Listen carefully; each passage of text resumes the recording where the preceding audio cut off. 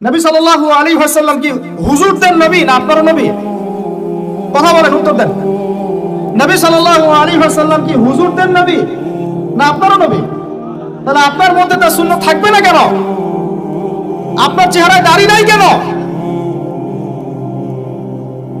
আপনার প্যান্টটা টাকনোর নিচে কেন?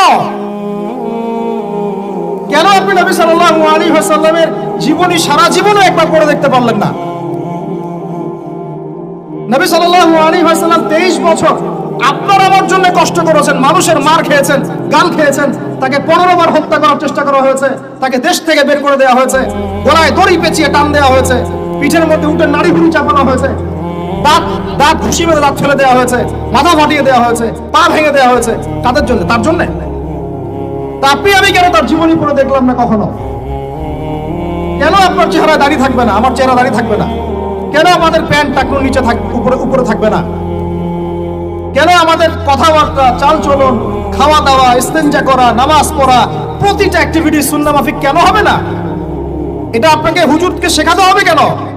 এটা তো আপনার দায়িত্ব, শেখা নিজের দায়িত্ব। আল্লাহ রাস্তায় বের হতে আপনাকে বলতে হবে কেন?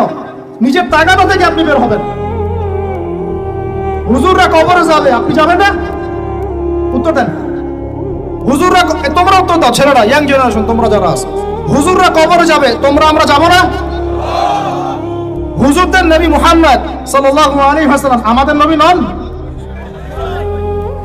নবী সাল্লাল্লাহু আলাইহি ওয়াসাল্লাম শুধু সাহাবীদের জন্য আসছিলেন না আমাদের সবার জন্য আসছিলেন? নবী সাল্লাল্লাহু আলাইহি ওয়াসাল্লাম সারা জীবনে যে কষ্টগুলো স্বীকার করেছেন তা নিজের জন্য না আমাদের জন্য? কিয়ামতের মাঠে তার সুপারিশ ছাড়া আপনি পার পাবেন?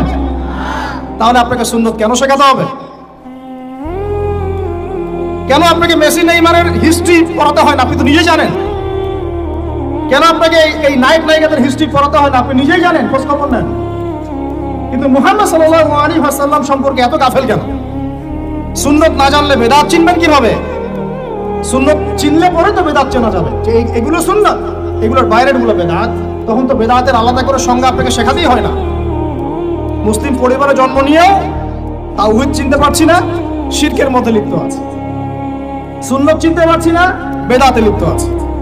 নামাজ, সুবহানাল্লাহ, মুসলিম পরিবারে জন্মগ্রহণ করে নামাজ পড়েন না কেন? নামাজ কি হুজুরদের উপর ফরজ? বলেন।